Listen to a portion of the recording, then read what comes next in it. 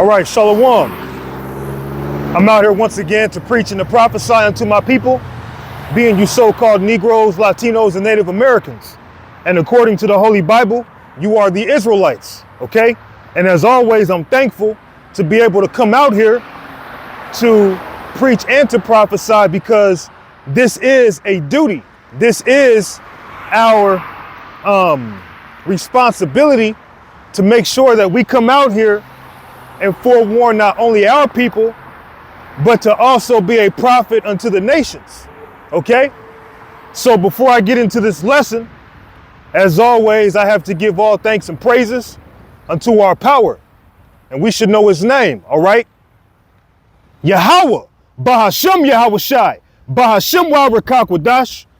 Peace, blessings, much respect to the elders and the apostles of Great Millstone, on down to the rest of the elders who rule well within Israel. Salutations to the hopeful elect throughout the four corners of this whole entire earth, no matter where, whom they may be, or what they may look like, pushing out this purified truth to the rest of the church who believe as well. You men who may not be teachers or prophets, you women, sons and daughters as well. The water to Yahweh Shai, because without him enduring and going to that cross for the nation of Israel and the nation of Israel alone, none of this would even be possible whatsoever. Let's touch on Ezekiel chapter 9 and verse 4. And the Lord said unto him, go through the midst of the city, through the midst of Jerusalem, and set a mark upon the foreheads of the men that sigh and that cry for all the abominations that be done in the midst thereof. Now, what is this referring to? We understand currently we're here in America. This scripture is speaking of Jerusalem. Someone who's unlearned and simple, they'll say, well, what does that have to do with us? We are here in the West. This is speaking of Jerusalem. Well, Jerusalem is a people before it's a place, okay? So let me hold this, okay? And we're going to go to Ezekiel chapter 5 and verse 5. Thus saith the Lord power, this is Jerusalem. I have set it in the midst of the nations and countries that are round about her. So it's not speaking of Jerusalem as the landmass. It's speaking of the people first, because you can't take the landmass and disperse it amongst different countries. It's speaking of the people. Okay? Ezekiel 5 and 5, thus saith the Lord power, this is Jerusalem. I have set it in the midst of the nations and the countries that are round about her. So our people, being Jerusalem, are everywhere. Let's touch on James 1 and 1, and then we'll go right back to where I started. James chapter 1 and verse 1. James, a servant of the power and of the Lord, Yahweh Shai Mashiach, to the 12 tribes which are scattered abroad, greeting. So the 12 tribes, the nation of Israel, has been dispersed throughout the earth. So Jerusalem has been dispersed. So the Lord is setting a mark upon those who sigh and cry within Jerusalem. Speaking of you Israelites, okay? James, a servant of the power and of the Lord, Yahweh Shai Mashiach, to the 12 tribes which are scattered abroad, greeting. So where are our people located? Our people are located all throughout the earth, okay? So this is Ezekiel chapter 9 and verse 4. And the Lord said unto him, go through the midst of the city, through the midst of Jerusalem, and set a mark upon the foreheads of the men that sigh and that cry for all the abominations that be done in the midst thereof. So we are sighing and crying. We are complaining about how wicked this world is, and it vexes our spirit. But that is part of the mark that comes with being in this truth. A symptom of having this righteous mark is complaining, catching hell, going through trials and temptations, having many enemies. All of these are symptoms of having this righteous mark that the Lord is setting upon those who are sighing and crying. Because if you are of this world, you won't complain. You won't be bothered about the wickedness of this society. But if you've been called out this world, if you have the spirit of Yahweh Ba'ashem Yahweh Shai on you, okay, then guess what? You will complain. You will be bothered at how this society is structured. And see, right now, it's the 4th of July.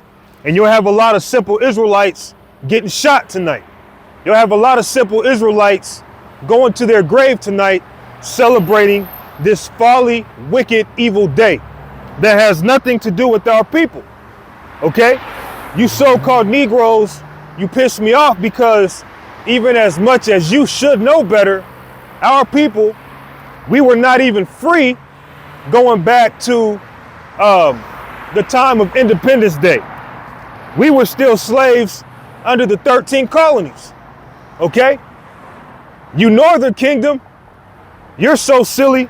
You think that you're an Edomite, and the reason why you look like you do is because these devils have had their way with your women.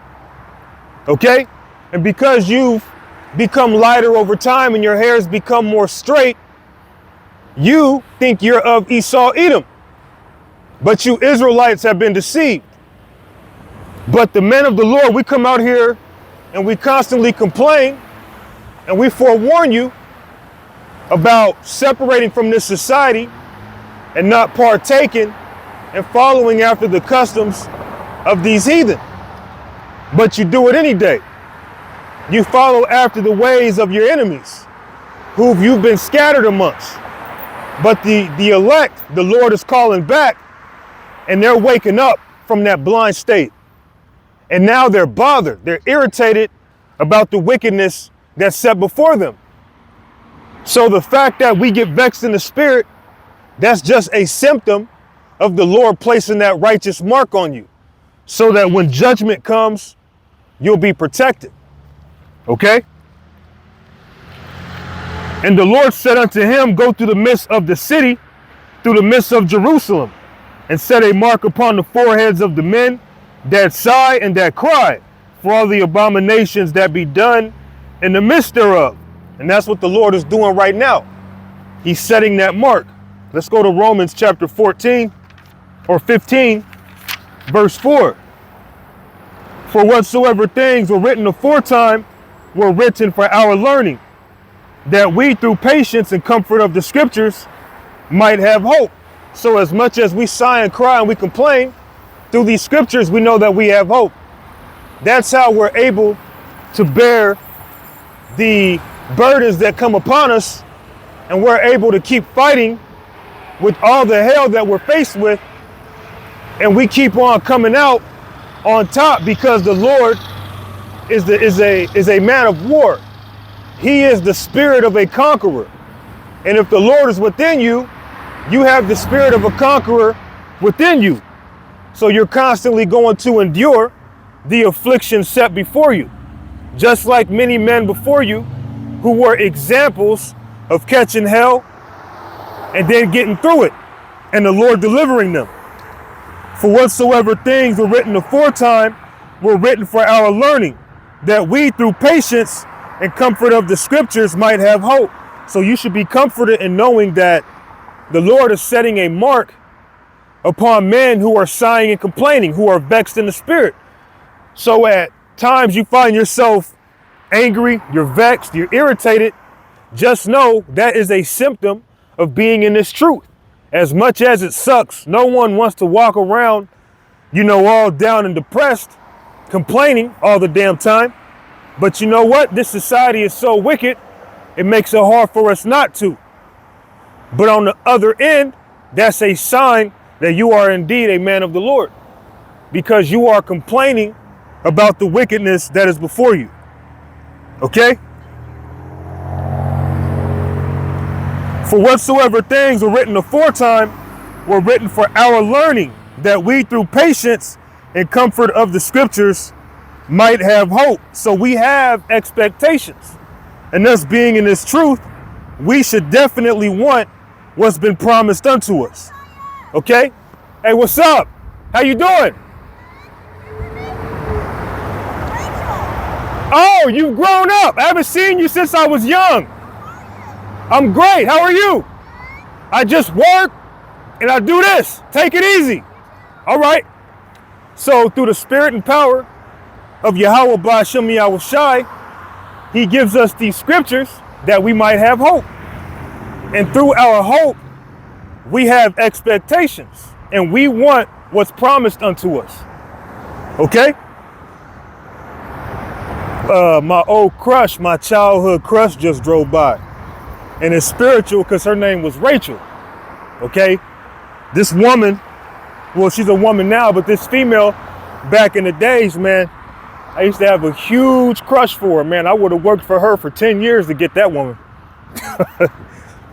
Anyway, a little joke, you know. So let's go to James. Hey, but you know what? That's why you have to come out here so that, you know, we can be witnesses. We represent Yahweh Ba'Shem Yahushai. You can't have no shame coming out here. You have a lot of guys, they're scared of what people may think about them. But you don't understand the Lord controls the minds of these people. All right? You thinking you coming out here and people are going to clown and joke on you all day. Do you not understand the Lord controls the thought of man? The Lord could put the thought on a woman to dig you because you're teaching. Okay? Remember, the Lord is running this show. Okay? People allow their flesh to get in the way. But anyway, let's get into it with James chapter 5 and verse 10. Take my brethren, the prophets, who have spoken in the name of the Lord, for an example of suffering, affliction, and patience. So remember, the things written aforetime were written for our learning. Okay? So that when we read it, we may have hope and knowing that our expectations will be met. And the Lord is not a man that he should lie. And the more that you catch hell, the stronger you get in the spirit. You first come into this truth, you catch hell, you might murmur and complain like a woman. Then the Lord hits you with the same thing later on, you still might complain. But as time goes by and you become deeper in the spirit, you become more deeply rooted in the faith, you go through things and it's like, man, the Lord always gets me through it. I'm not even worried about it no more. And that's what the Lord is doing to us. He's testing us. He's putting us through that fire to the point of when we go through the fire, we don't even really be affected by it no more because we've been made purified so much. The fire can't really do too much no more because all of our imperfections are being burned away. The dross is leaving our minds, man. The Lord is doing something to us. But if you have the mentality of being scared to come out here, you have the mentality of being scared of suffering afflictions, the Lord ain't gonna work for you in terms of getting you through your tough situations, getting you through a rut, okay? Getting you that job that you need because you're unemployed, or getting you that woman you can't keep your eyes off of. The Lord controls everything, but you got to serve the Lord first.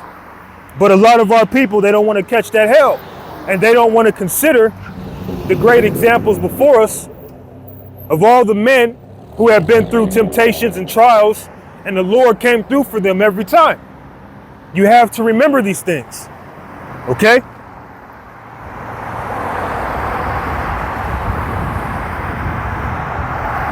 Let's go to James chapter 4 and verse 8.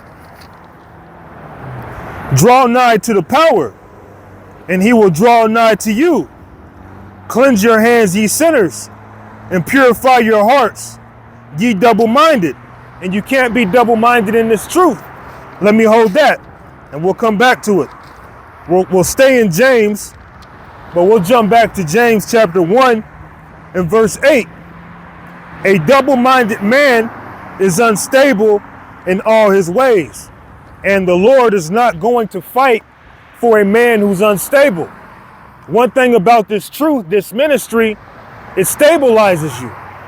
One thing about this truth, it gives you a sense of stability and tranquility of mind. Okay? The spirit of boldness to where you're not concerned about what man can do unto you. Okay? That's the spirit of Yahweh Ba'Shem Yahweh Shai. A man who's double-minded, he lacks faith. A man who's double-minded, he trims his way to seek love by these people, especially women. A man who's double-minded is unsure if he really believes or not. The Lord is not going to defend you if you are double-minded. Okay? Let's go back to James 4 and verse 8. Draw nigh to the power, and he will draw nigh to you. Now, if you don't draw nigh, that's because you're double-minded. Okay? Cleanse your hands, ye sinners, and purify your hearts, ye double-minded. And your heart represents your mind. Be afflicted and mourn and weep. Let your laughter be turned to mourning, and your joy to heaviness. Remember, the Lord is setting a mark on the men who sigh and cry, on the men who complain continually about the evil ways of this society. This world ain't right, man. Okay? So even when you find yourself laughing, you find yourself in a good mood, you go right back to that feeling of sorrow, because this society is just too evil. It's too wicked. Okay? Be afflicted and mourn and weep. Let your laughter be turned to mourning, and your joy to heaviness. Humble yourselves in the sight of the Lord, and he shall lift you up. So another reason why we have to go through the heaviness, we have to go through those low moments in our days, is because the Lord wants to keep us humble. He wants to keep us calling upon him. He does not want us getting ahead of ourselves, where because we're so, caught up in prosperity, we may get distracted and be drawn away. It's through our moments of being afflicted and chastened that makes us, really in that mentality of wanting to get out of here. It makes it that much easier to want to call on the Lord to get out of here when we go through those afflictions. But we also have those days where the Lord will, give you different emotions other than vexation as well. The Lord is not only going to hit you with vexation and hell, but coming into this truth, this ministry, understand that comes with it. But even if you weren't in this ministry, that comes with life. So what better way to go through the hell and the afflictions than to just to come into this ministry with the mentality of knowing you're going to catch hell either in the truth or out the truth. So why not do it in the truth? Let's go to 2 Timothy's.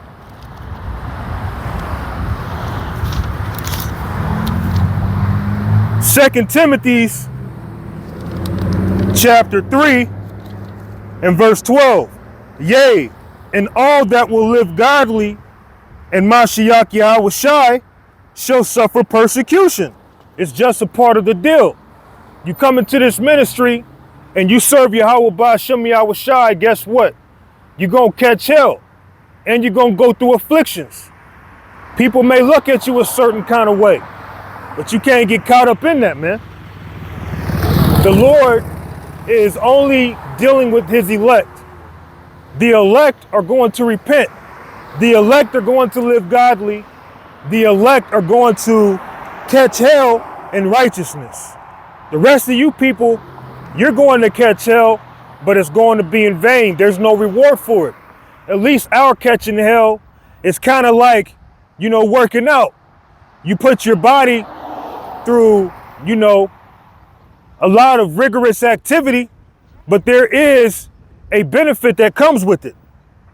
Now, someone who's out here being evil, when the day comes that they have to suffer for it, there's no reward for that. We suffer for a reward. We suffer for Yahweh Ba'Shem Yahweh Shai. And living godly, you're just going to suffer more. For example, Living godly, you see a woman who look good. You see she has a man. A carnal man, the natural man, he wouldn't even turn away from her. He'd imagine all sorts of ways he could have her, bend her over, all the sexual things he'd do to her. But when you're a godly man, you have to look away. You have to fight urges that are unlawful. You have to fight against the flesh. And now you're in a battle. When you're in this world, you're not really battling the flesh, you give into it. Why would you suffer? But when you're living godly, not only are you suffering, fighting against your flesh, now these demons that are on these people are sniffing you out. Just like how a dog can sniff fear, or how a woman can sniff out a man with some money, or a whore can sniff out a man with some money, these demons can sniff out the man of the Lord. Then they come trying to persecute you, trying to give you a hard time. But that's because why? A godly man suffers more. But according to the scriptures, things that were written aforetime were written for our learning. You had men before us who went through these things. So we should learn from those men and understand if they got through it, we gonna get through it also if we be of the same house of David. Okay?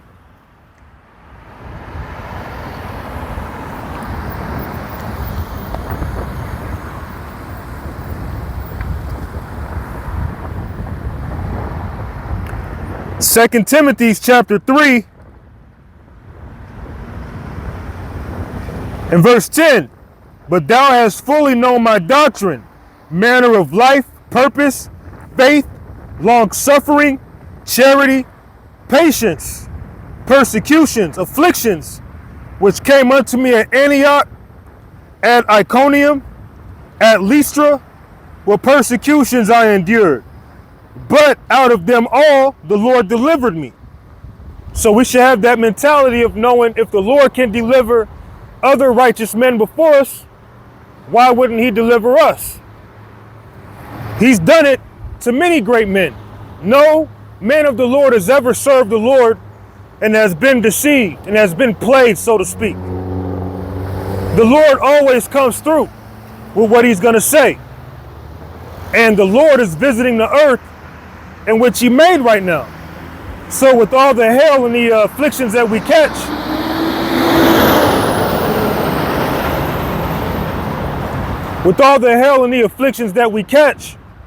did not righteous men before us go through the same thing? So shouldn't you be happy in knowing that, hey, you're living the same life that the prophets of old lived, which means what? You may be one of those prophets.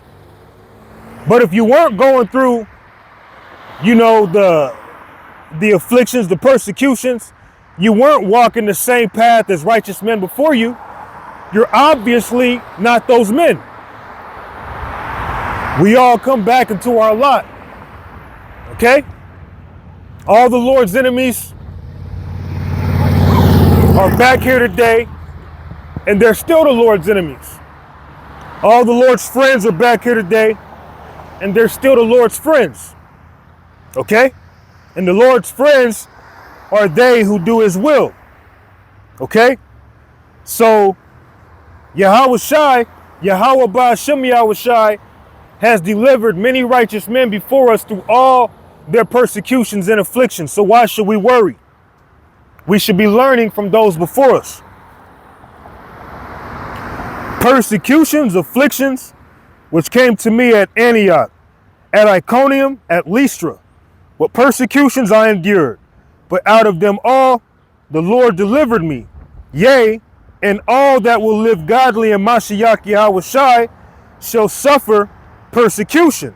But evil men and seducers shall wax worse, deceiving and being deceived. Okay? So we've been called out of this world.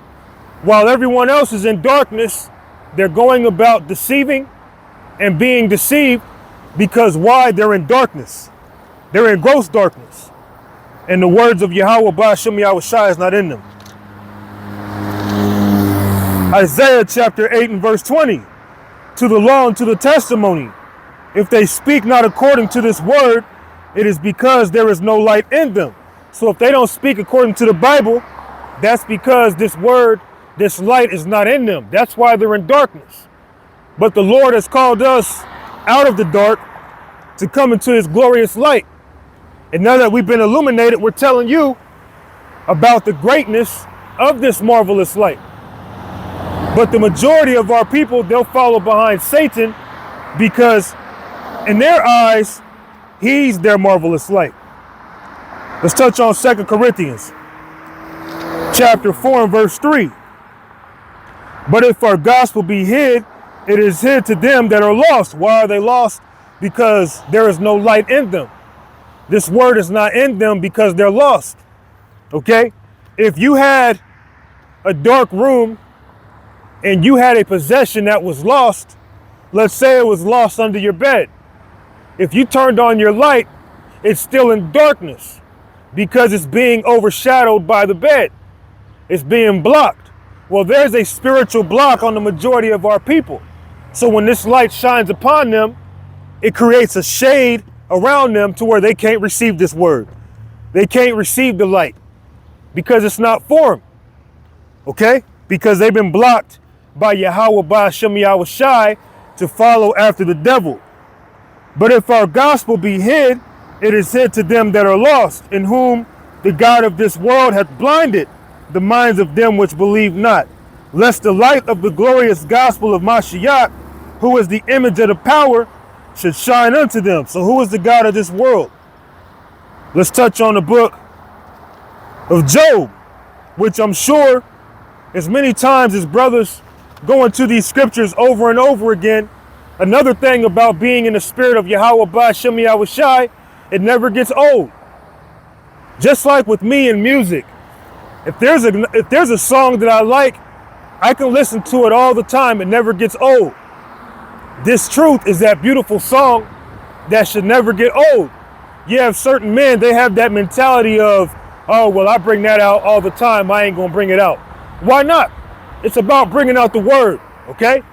It's not about us coming out here ranting and rambling for 3 goddamn hours, man. And some of you brothers, you act like everybody is supposed to just resonate with you and you alone. A lot of brothers be making these long videos, which is cool, but brothers got other lessons they got to watch. Brothers got other things they got to do throughout the day, okay? And you'll have certain men every now and again, they'll make a 3-hour video, and it's like you brought out 2 scriptures, man. All right? There's other brothers to watch. Again, there's other things that could be done. That's why I like to make my videos simple and straight to the point, because I know you got things to do. I know you got other brothers that you can also be watching. I'm not the only one. Okay? But who is the God of this world? Job 9:24. The earth is given into the hand of the wicked. He covereth the faces of the judges thereof. If not, wherein who is he? So the majority of our people have been blinded by the God of this world. Well, according to the Bible, the God of this world is the wicked. Who is the wicked? According to the Bible. Let's read this again. Job 9:24. The earth is given into the hand of the wicked. So this earth currently is given into the hand of the wicked.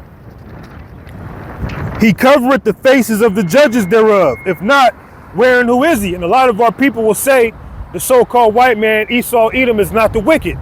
Well, okay, if it's not Esau Edom, then who is it? Because we understand, according to the Bible, when you line up precept upon precept, line upon line, it tells you who the wicked is.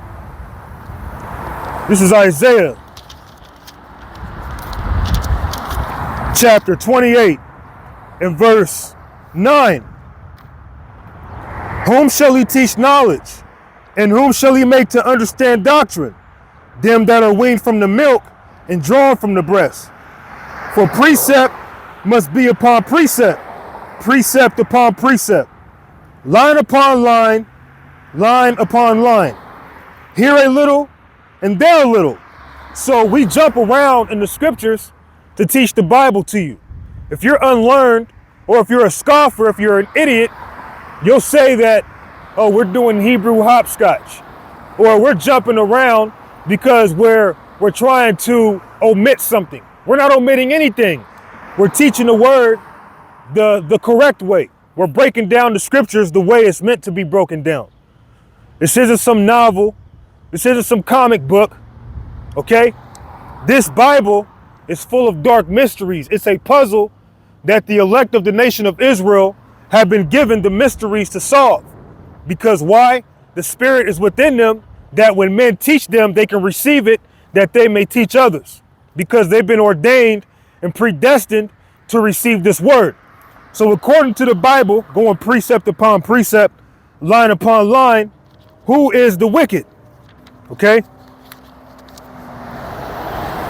Malachi chapter 1 and 4. Whereas Edom saith, we are impoverished, but we will return and build the desolate places. And who's saying that? Okay, it's not our current president saying that right now. Okay, it's not Creepy Joe saying that right now, trying to build back America better. And then even before that, okay, Donald Trump, he was the same way, talking about trying to build up America, trying to make America great again. Well, America is about to be destroyed. And even with America, okay, just like across the street, right, you have construction being done. Okay? Why? Because they're constantly trying to build up this place. They're constantly building back, thinking that this society is just constantly going to keep running, constantly keep thriving. People will constantly have the opportunity to be demons, to be on demon time. And that's not the case, man. Okay? And it's beautiful because a lot of places that I've taught in front of, they end up going out of business, showing you that this word is affecting this world, whether you believe it or not. Okay? Again, who is the wicked according to the Bible? Whereas Edom saith, we are impoverished, but we will return and build the desolate places. Thus saith the Lord of hosts, they shall build, but I will throw down, and they shall call them the border of wickedness. So they, being Esau, Edom, are called the border of wickedness. Why? Because they're the wicked. Who are the wicked in the earth? Esau, the Edomites.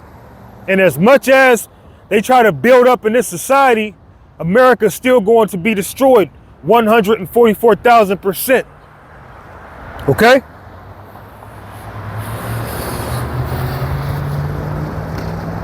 They shall build, but I will throw down, and they shall call them the border of wickedness, and the people against whom the Lord hath indignation forever. So the Lord is always going to be against you Edomites. Now you Edomites, you've been given your portion. Right now you run this world, and you've done a good job deceiving the masses of Israel, but that was your job to do, because the majority of Israel would be blinded right now. And the Lord really doesn't look at them as any importance right now. Romans 11 and 7. What then? Israel hath not obtained that which he seeketh for. What is our people seeking for? Justice. They go to the wrong place. The truth. They go to the wrong place. Reparations. They go to the wrong place. Okay? Our people are seeking, but they're not finding it, because the only way that they're going to find it is through Yahweh Ba'ashem Yahushai. The thing is, Yahweh Ba'ashem Yahushai is deceiving the minds of you wicked Israelites all throughout the earth. What then? Israel hath not obtained that which he seeketh for, but the election hath obtained it, and the rest were blinded. According as it is written, the power hath given them the spirit of slumber. So our people are in a spiritual sleep. They're in darkness. The best time to get sleep is when it's dark. Not when the light is shining in your face. But this light, we're shining it, but our people are being blocked from it. Okay? Or they treat this light as if it's hurting their pupils, and they have to squint or even just shut their eyes completely. But again, their eyelids will block their eyes from this light, which is really the Lord blocking them from receiving this gospel. Okay? That's why they're in a deep sleep. According as it is written, the power hath given them the spirit of slumber, eyes that they should not see, ears that they should not hear until this day. So the majority of Israelites are not going to receive this truth. They're going to be blocked until the day that Yahweh Ba'Shem Yahweh Shai sends those nuclear missiles over here. Isaiah chapter 6 and verse 9. And he said, go and tell this people, hear ye indeed, but understand not, and see ye indeed, but perceive not. So you hear this word, you see us bringing it out, but you don't understand it. You see us, but you can't really perceive what's going on before you. Why? Because you're blocked. That's why. And the Lord is going to destroy you. Okay? Make the heart of this people fat, and make their ears heavy, and shut their eyes, lest they see with their eyes and hear with their ears, and understand with their heart, and convert and be healed. So if our people were to turn back and receive this knowledge, wisdom, and understanding, they would be converted and healed. But they're being blocked from being converted and healed because the Lord does not want to do that. Okay? Then said I, Lord, how long? And he answered, until the cities be wasted without inhabitant, and the houses without man, and the land be utterly desolate. Okay? And that's what's coming to America. Death and destruction. Okay?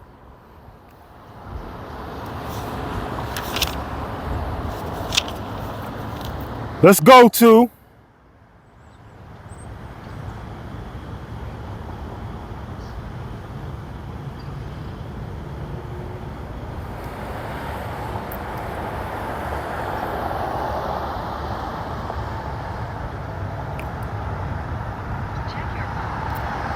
Sirach.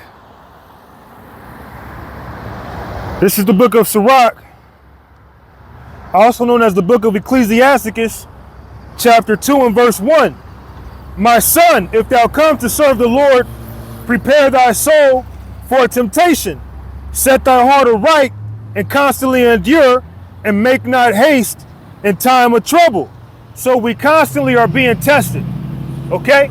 Now we understand that the majority of our people are blinded, and they're never going to come into this ministry because the Lord does not want them. So with the hell that we catch, we understand that we're either going to hold on to this truth and be delivered, or we'll be caught up in the judgment that the rest of this world is going to receive because we did not want to endure. We did not want to hold on. I just read in Isaiah 6 and 9 how, the majority of our people are going to be blinded until the missiles come. Okay? Let's go to Jeremiah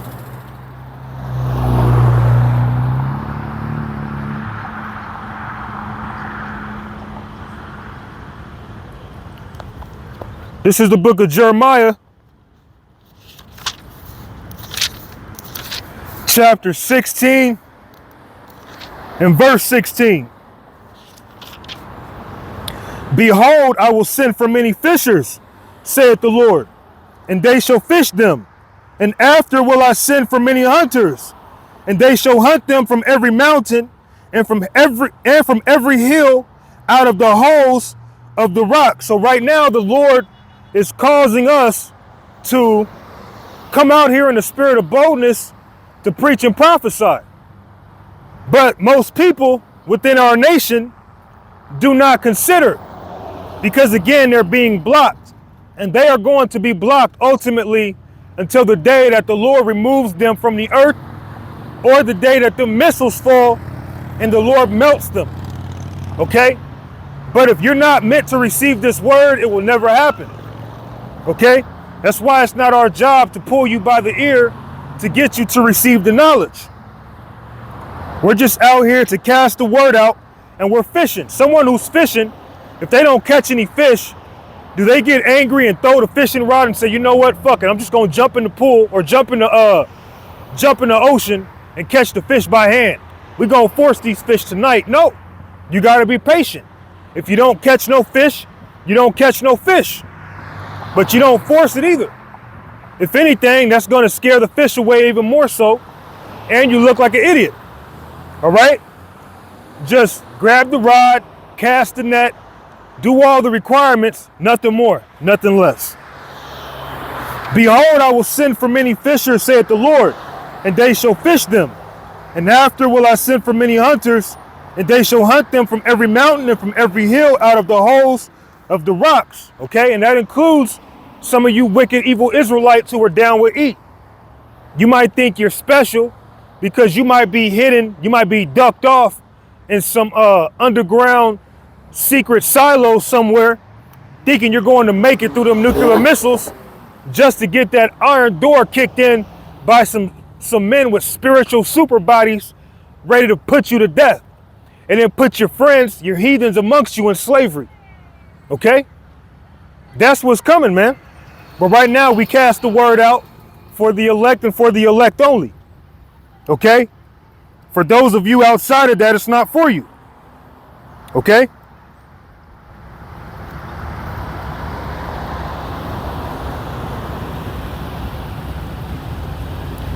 We're going to go to Joel. I think it's in chapter 10, but it goes into the missiles. Matter of fact, let's just get it. Joel 2, I believe it is. Because, see, we're coming into a time here in America where all of this folly is going to be cut off. All of you wicked people are going to be cut off. Okay? Only the righteous are going to stand. Okay? That's it. Joel chapter 2 and verse 2.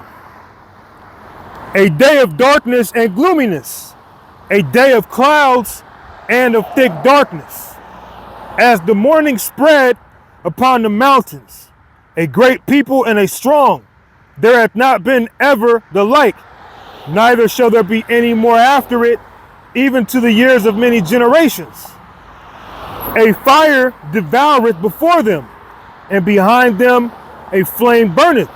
So a fire devoureth before them, because when the missiles get sent off, the missiles that detonate before the others are already going to have that fire ready. So by the time them other missiles hit, the fire is already going to be here. So there's going to be a fire before and a fire following behind the missiles, because that's what is pushing the missile. The fire behind it is like the, what's the word? Trajectory, I think is the word.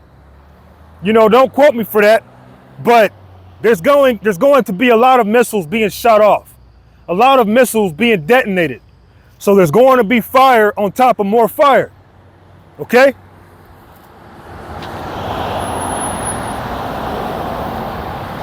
Fire devoureth before them, and behind them a flame burneth. The land is as the Garden of Eden before them, and behind them a desolate wilderness. Yea, and nothing shall escape them. Okay, so right now, it's like the Garden of Eden. You got all these trees, you know, just set up, doing what they're supposed to do. You got all these grass blades doing what they're supposed to do. Okay, everything seems normal until the missiles fall. Then when the missiles fall, it's going to turn into the destruction of Sodom and Gomorrah, but even worse. Okay? The Lord has the perfect setup for this world, this age of Esau. The appearance of them is as the appearance of horses, and as horsemen, so shall they run, because the missiles are going to be, you know, clustered together when they shot off, like a group of mighty men riding on horses preparing for war, galloping and not running into each other, galloping in a perfect order where no horse tramples over the other. That's how those missiles are going to be shot off, with great power. Okay? This is the indignation of Yahweh Ba'ashem Yahushai. Like the noise of chariots on the tops of mountains shall they leap. Like the noise of a flame of fire that devoureth the stubble as a strong people set in battle array. Before their face the people shall be much pained. All faces shall gather blackness. They shall run like mighty men. They shall climb the wall like men of war. And they shall march every one on his ways, and they shall not break their ranks. So like I said, you don't have to worry about them running into each other. One missile hits another missile and it detonates before it even hits its target. No, when those missiles get shot off, they are going to be in perfect order, in perfect array of order to destroy the target, which is Babylon the Great and all of those who are left on this land when the missiles fall.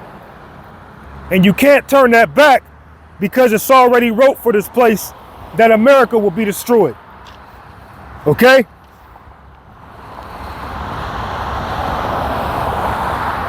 Neither shall one thrust another. They shall walk everyone in his path. And when they shall fall upon the sword, they shall not be wounded. They shall run to and fro in the city. They shall run upon the wall, and they shall climb up upon the houses. They shall enter in at the windows like a thief. So the windows of heaven are going to be open, and those nuclear missiles are going to drop on all these different buildings, these different skyscrapers, these different trees, which include people, all these different vehicles. Everything that the missiles touch are going to be completely devoured. There will be no rock left unturned. Okay? The Lord is going to totally annihilate Babylon. And I'm in the middle of this horde. So from the very middle of this horde all the way outward, it's going to be a great, big, desolate landmass. Okay? That only desolate creatures will be roaming on. No person, not even us in spiritual bodies, will ever step foot on this land ever again once it gets destroyed. Once it gets destroyed, it's over. Okay? It'll be a monument showing you why you shouldn't be wicked. Just like what Lot's wife was turned to a pillar of salt as a monument, Babylon the Great is going to be left a huge desolate land as a monument of the Lord, tearing her ass up. Okay?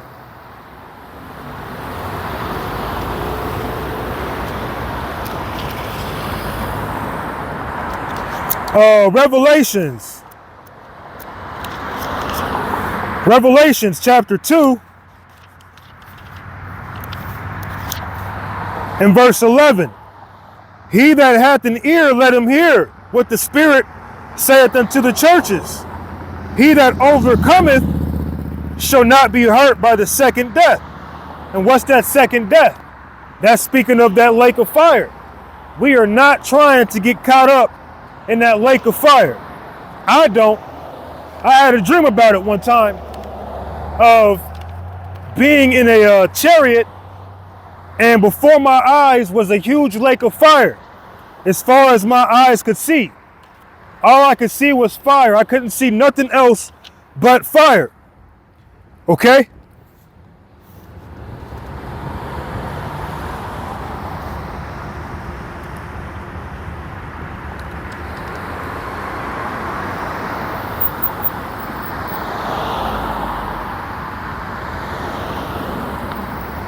This is Revelations chapter 2.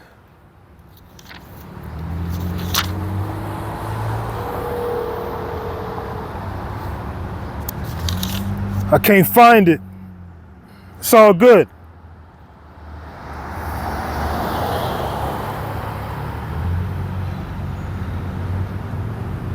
Okay, Revelations chapter 9 and verse 14. Now let's jump down.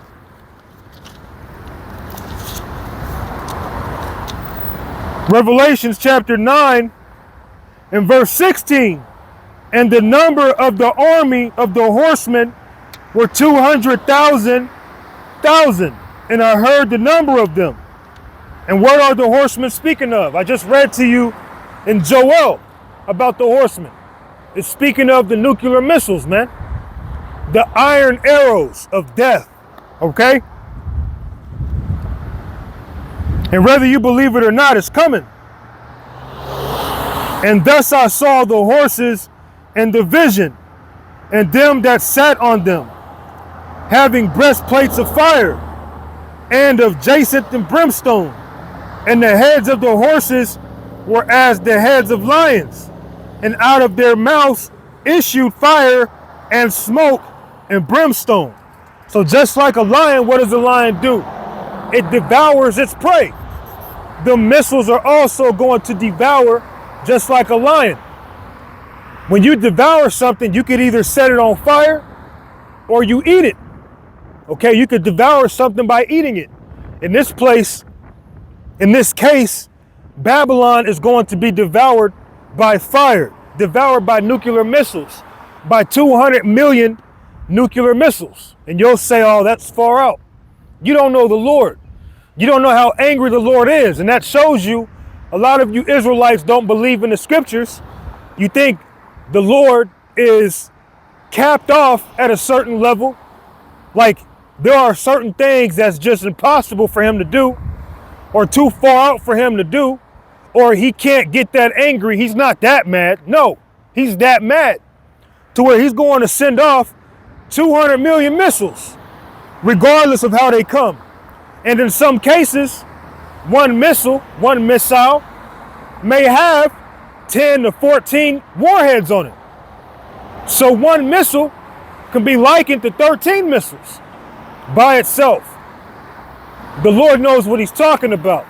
And the Lord can open up the heavens and cause missiles to be brought down out of thin air, just like the time of Sodom and Gomorrah, when fire and brimstone, it came out of nowhere, so to speak.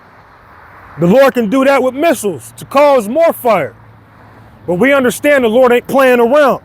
He's going to overkill Babylon the Great.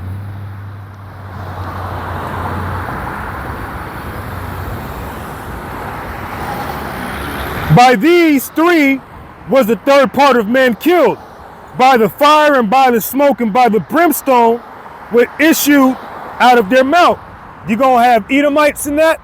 You're going to have these heathen, certain heathen caught up in that, and certain of you Israelites are going to be caught up in that, man, by them nuclear missiles, okay? By that iron army. The iron horsemen are going to burn this place off the face of the map, okay? Where are we at with the time here?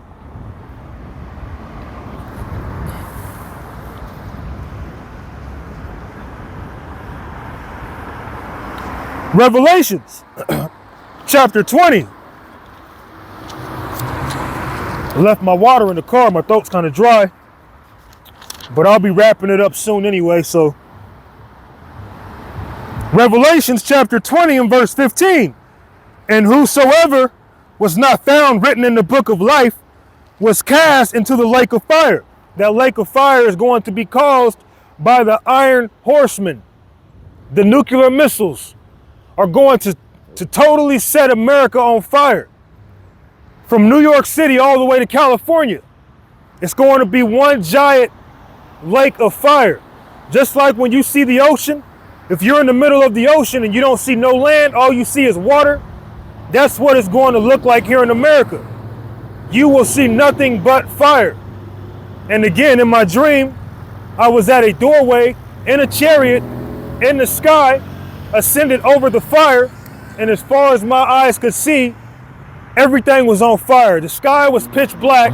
Everything was on fire. There was nothing untouched. Nothing was even seen but fire.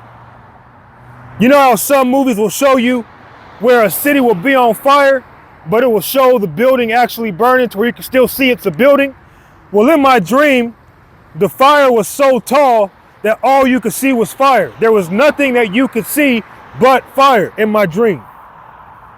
I actually prayed to the Lord that he not send me spiritual dreams. The Lord's going to do what he wants. But me personally, they trip me out. You know, they really trip me out, man. But the Lord is not playing games. A lake of fire is coming to America. And all you Israelites left on the outside, get ready to take a bath in it. Okay?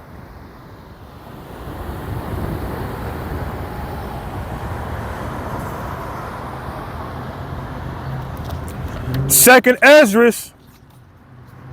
chapter 16 and verse 3. A sword is sent upon you, and who may turn it back? Plagues are sent unto you, and what is he that may drive them away? What is that sword speaking of? Them nuclear missiles. Once they get shot off, Iron Man is not going to come and draw them back. Once that plague is set, there is nothing that you'll be able to do about it. Let's go down to verse 12. The earth, let's go to 11. You know what? Let's jump to verse 8. The mighty Lord sendeth the plagues, and who is he that can drive them away? Oh, we'll just call on Iron Man. Iron Man will handle it. Iron Man is a myth. This is reality. Okay? The mighty Lord sendeth the plagues, and who is he that can drive them away? Dang, there's so much goodness in here. Let's just go all the way back to verse 5. Plagues are sent unto you, and what is he that may drive them away? May any man drive away a hungry lion in the wood? So remember, those nuclear missiles are also compared to a lion in Revelations that I just read. Their heads are like lions. What does a lion do? A lion devours its prey at once. Okay, them nuclear missiles are going to devour Babylon at once they get sent off. May any man drive away a hungry lion in the wood? Or may anyone quench the fire in the stubble when it has begun to burn? May one turn again the arrow that is shot of a strong archer. And what's that strong archer? Them silos are going to be shooting missiles from one continent to another. The mighty Lord sendeth the plagues, and who is he that can drive them away? Iron Man can.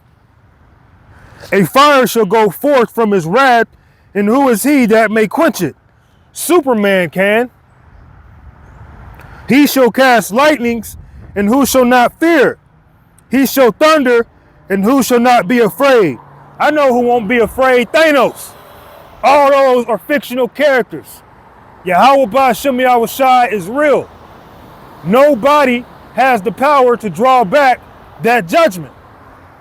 Just like those people that got caught up in that Titan submarine. They got lost in the depths of the sea. The Lord caused them to do that.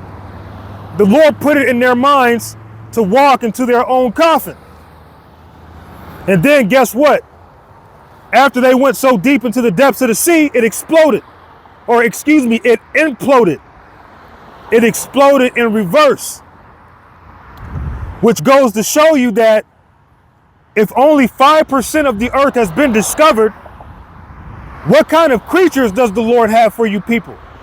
See, we reflect on these nuclear missiles, but what about Leviathan?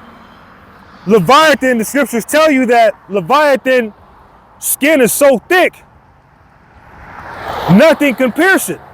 And it makes sense because your skin would have to be very, very, very, very strong in order not to implode in the very depths of the sea. Damn, that's terrifying. But that's the Lord's pet. That's one of the Lord's pets. The Lord has many creatures that we've never even seen before. The Lord may even have Leviathan or Leviathans along with other giant sea creatures come from the depths of the sea and start devouring people whose flesh cannot be penetrated by mortal men or anything this world has to offer. And then in the kingdom, we'll have total control over these pets. Just like you have control over your little chihuahua, how your chihuahua is in submission under you, we're going to have control over gigantic sea creatures in the kingdom. You have to deal with that. not only nuclear missiles, Leviathan gonna tear your ass up too, man. Okay? Let me grab something right quick.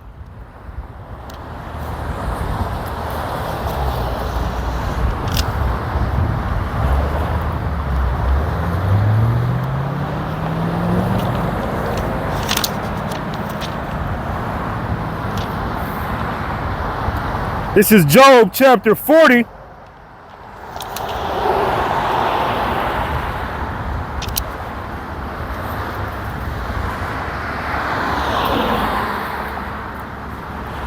I'll read 18. Really, the whole chapter goes into it, but I'm going to break it down for the sake of time. Job 40 and verse 18. His bones are as strong pieces of brass. His bones are like bars of iron. His bones would have to be that strong because the deeper you go into the ocean, the more pressure is upon your body. The Lord made Leviathan so strong that he can withstand the pressure of being at the very depths of the sea. They're even saying that you can go so deep into the ocean, which man has never reached there, but you could go so deep into the depths of the ocean that the water itself becomes solid to where it looks like it's normal water, like every other body of water, but when you touch it, it's a solid wall of water because it's so pressurized, man. Okay? Imagine the sea creatures that are swimming within that. That's power, man. Okay? The Lord is not playing. Surely, now verse 19, he is the chief of the ways of the power. He that made him can make his sword to approach unto him. So the Lord has the ability to kill Leviathan. Mortal man does not have the ability to kill Leviathan. Okay? Surely the mountains bring him forth food, where all the beasts of the field play. He lieth under the shady trees in the covert of the reed and fens. The shady trees cover him with their shadows. The willows of the brooks compass him about. Behold, he drinketh up a river and hasteth not. He trusted that he can draw up Jordan into his mouth. He taketh it with his eyes. His nose pierceth through snares. So that's how big he is. He could drink up a whole river. Imagine seeing sea creatures so big, they could drink up a whole river. Body so strong, it cannot be penetrated by anything known to man. But to show you the power of Yahweh by Shem Yahushai, the Lord could slay him. Okay, easily. All right?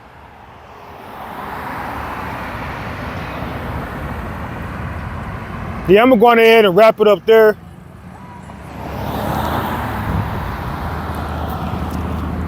Be a good place to wrap it up. Let me see if I can't find this scripture, I'm gonna wrap it up.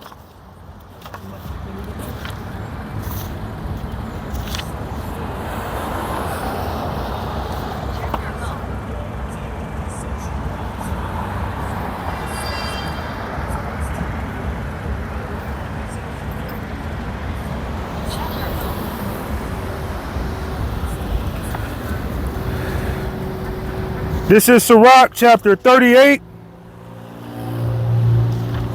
I know I'm close to it.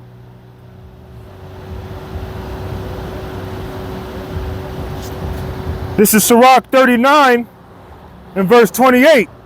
There be spirits that are created for vengeance. Now let's go to verse 27. All these things are for good to the godly, so to the sinners they are turned into evil. There be spirits that are created for vengeance, which in their fury lay on sore strokes.